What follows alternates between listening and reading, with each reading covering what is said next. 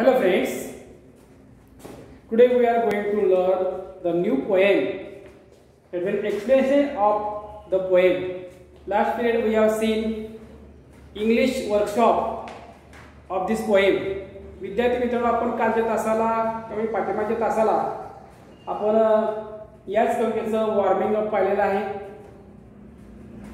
आणि आता आपण या प्रत्यक्ष कवितेमध्ये काय आहे ते आपण पाहूया. So look open your text book page number 37.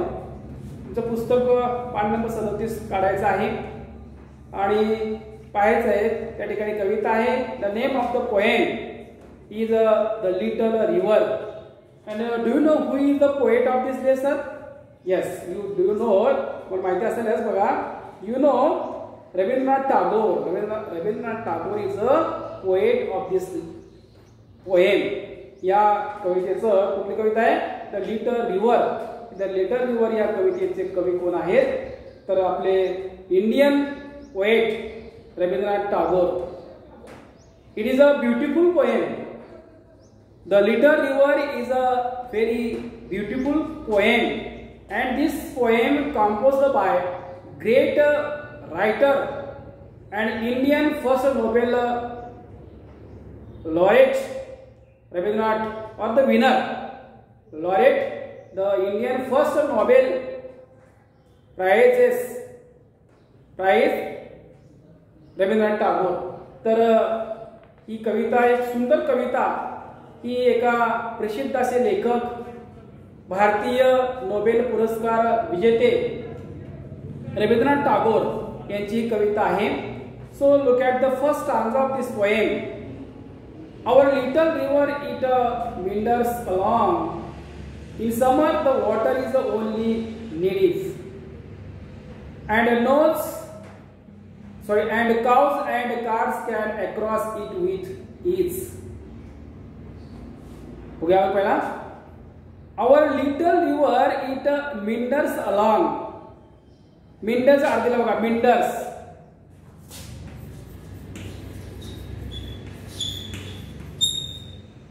meanders flow with a twist and a turns. Flow with a twist and a turns म्हणजे वळणे घेत घेत जाणे. Our little river poet says us, आपल्याला सांगतायत की त्यांच्या गावाची नदी आहे. गावाची नदी जी आहे ती कशी आहे? एक छोटीशी नदी आहे. The villagers has a small, that means little river, and it meanders along.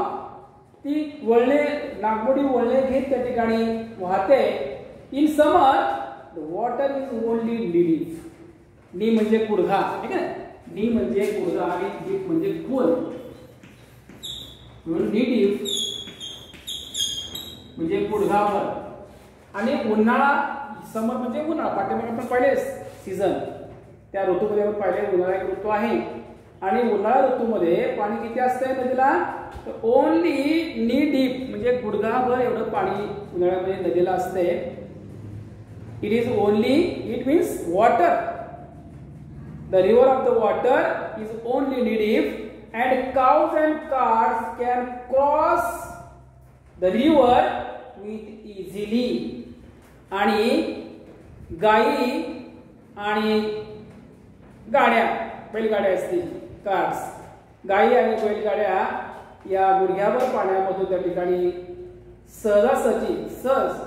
Easily सहजपणे नदीला पार करून पलीकडे जातात. For the banks though high are not too steep. For the bank though high, though म्हणजे जरी, if the bank is so high, जरी नदीचा किनारा, बँक किनारा, काठ जरी उंच असला तर आर नॉट टू स्टीप. स्टीपचा अर्थ उतार. जरी नदीचा किनारा, काठ हा उंच असला तरी तो कसा नाही, तितका असा. The height is of the banks is not very steep. तर तो जो उतार जो आहे, तो काठ, नदीच्या काठाचा उतार जो आहे तो कसा नाही, is a not very steep. तो खूपच तीव्र उतार नाहीये. नो साइन ऑफ स्लाइम दिलेला आहे बघा.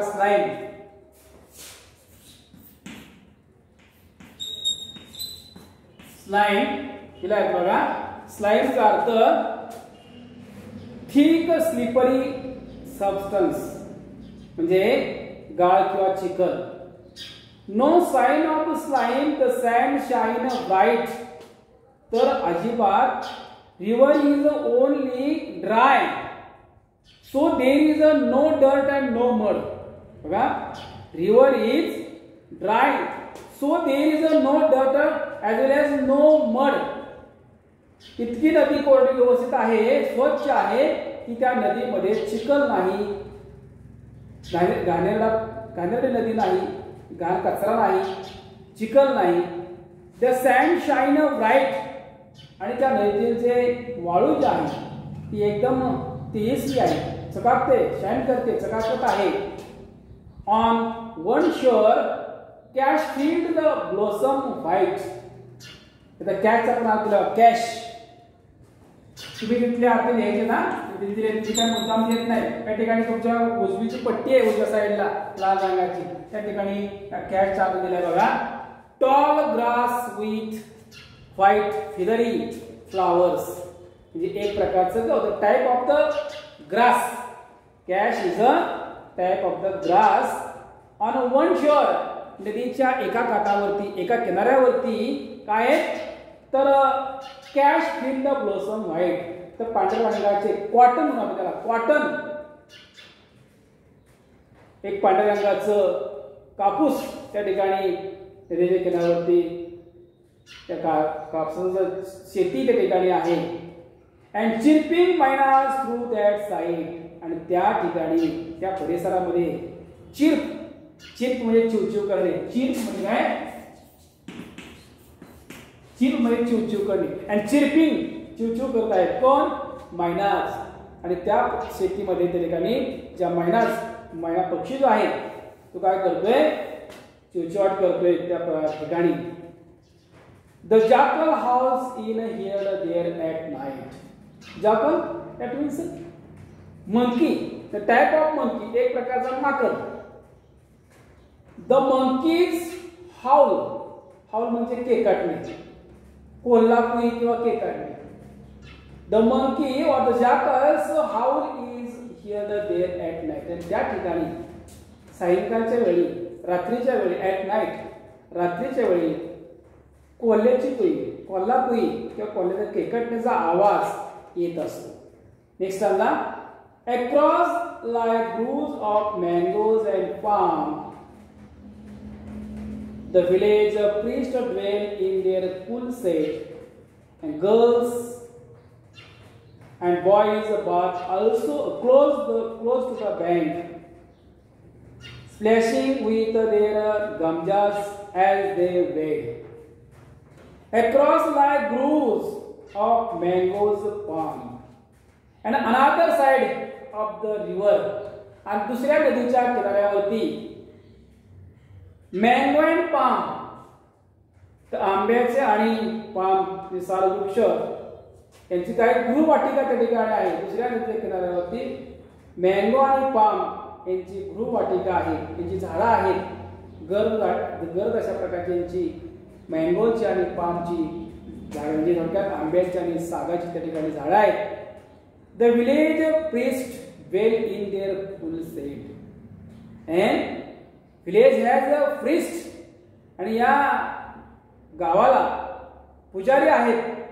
ते पुजारी काय करतायत तर ड्वेल, जे त्या ठिकाणी मुक्काम करतात, त्यांचं राहण्याचं ठिकाण आहे. In their full shade of the mangoes and palm. ही जे मँगोच्या आणि पाम म्हणजे थोडक्यात आंब्याच्या आणि सागाच्या झाडांची जी काही गृहवाटिका आहे, गर्द अशा झाडे आहेत, त्या झाडांच्या सावलीमध्ये त्या गावातले पुजारी काय करतात? वास्तव्य करतायत. And girls and boys bath close to the bank. And small girls and boys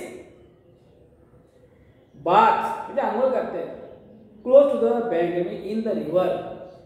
boys and girls bathing boys and girls are bathing in the river. आणि मुलं आणि मुली काय करतायत त्या नदीमध्ये आंघोळ करतायत.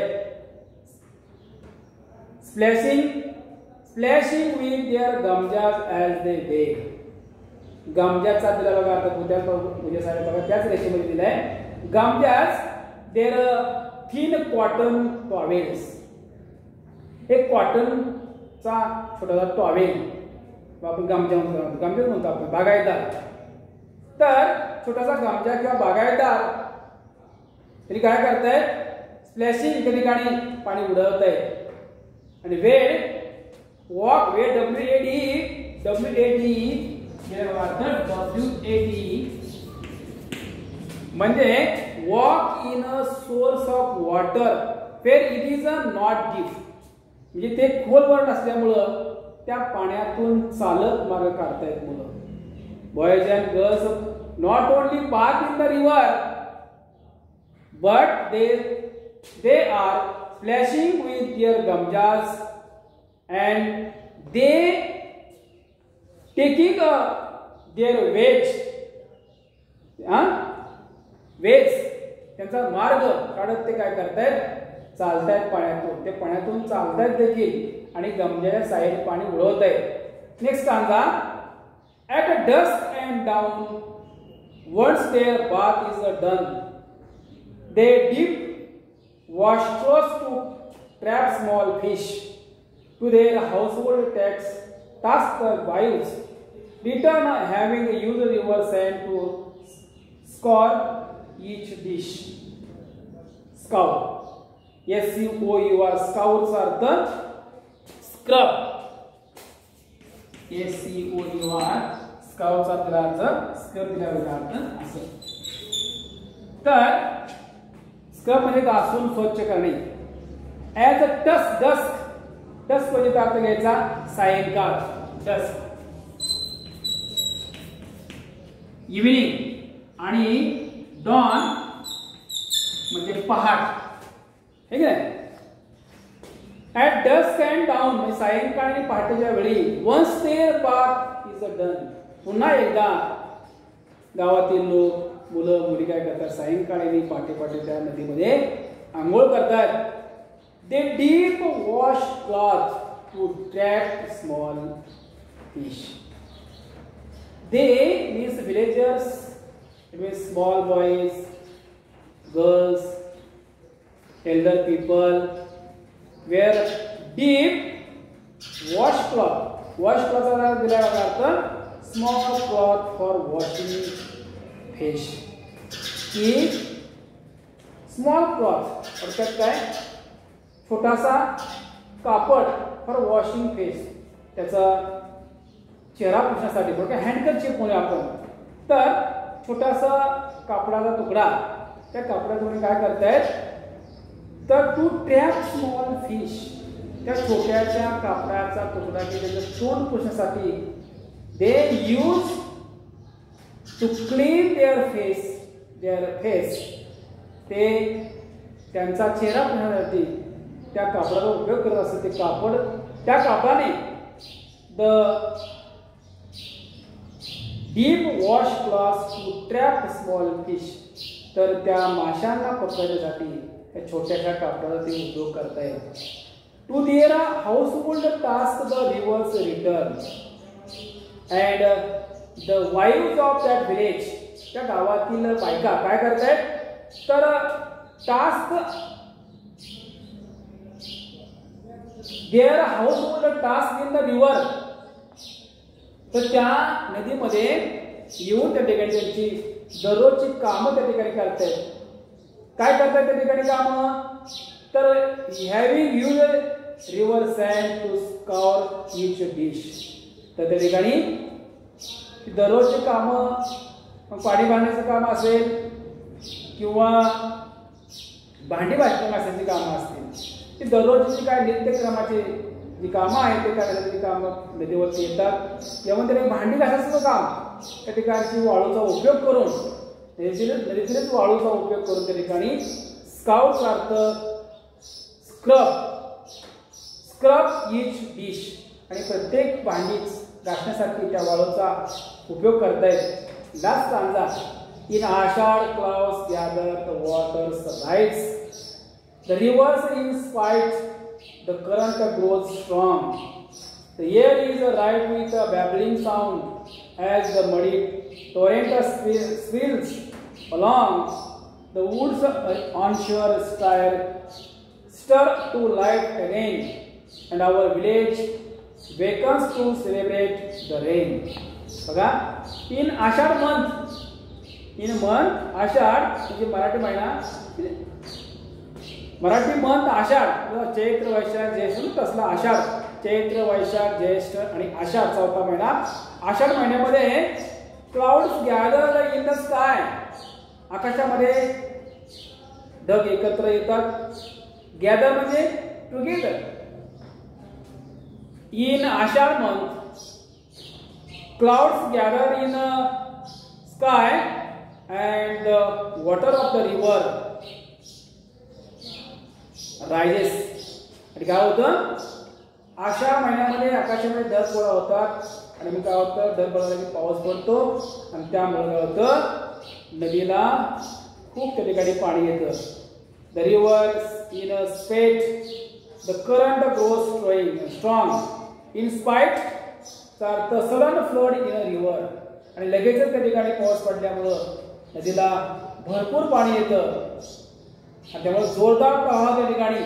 रिव्हर्स इन अ स्पाइट म्हणजे sudden flowed in a river, जोरदार त्या ठिकाणी प्रवाह व्हायला सुरुवात होते. द करंट ग्रोज स्ट्रॉंग आणि त्या पाण्याचा प्रवाह अतिशय जोरात त्या ठिकाणी व्हायला सुरुवात होतो. The air is right with a babbling sound आणि या भरलेल्या नदीतील पाण्याचा आवाज त्या ठिकाणी बॅबलिंग, टॉकिंग रॅपिडली आणि खळखळ त्या ठिकाणी लागायचा आहे. The air is right with a babbling sound आणि खळखळ असं त्या ठिकाणी पाण्याचा आवाज त्या ठिकाणी याला सुरुवात होते, कारण का नदीचं भरपूर पाणी नदीमध्ये पाऊस पडल्यामुळे येत असते. ॲज द मडी टोरेंट स्विल्स अलॉंग, स्वर्ण गरगर फिरणे. द वूड्स ऑन शोर स्टर टू लाईफ अगेन. आणि दिला बघा, टोरेंट रॅपिड फ्लो वॉटर आणि पाणी काय होतं, अतिशय वेगानं त्या ठिकाणी पाण्याचा लोंढा त्या ठिकाणी व्हायला सुरुवात होतो. आणि स्टर टू लाईफ म्हणजे became alive with the sound and movement. आणि मग त्या ठिकाणी सजीव सृष्टी जागी होते. त्या बाजूला असणारे जे काय झाडे, त्या झाडातील जे सजीव सृष्टी प्राणी वगैरे जे पक्षी आहेत त्या पाण्यामध्ये ठिकाणी त्यांचा चिवचिवाट सुरू होतो. द वूड्स अँड ऑनशोअर स्टर to life again, and our village wakens to celebrate the rain. That means welcome the rain. The villagers celebrate the arrival of the rain. तर काय होतं, तर ते गावातील villagers welcome to celebrate the once again rain. तर पुन्हा एका ठिकाणी पावसाचं स्वागत करण्यासाठी त्या गावातील जे गावकरी लोक जे आहेत, ती गावकरी लोक त्या पावसाचं स्वागत करण्यासाठी काय करतात, पुढे येतात. बघा, ते villagers welcome the rain and they celebrate the arrival of the rain. ते केवळ पावसाचं स्वागत करण्यासाठी आणि पावसाचं आगमन करण्यासाठी ठिकाणी हजर होतात. ते ठीक आहे, या ठिकाणी आता आपण थांबूया. त्याला भाग आपण पुढच्या साला पाहूया.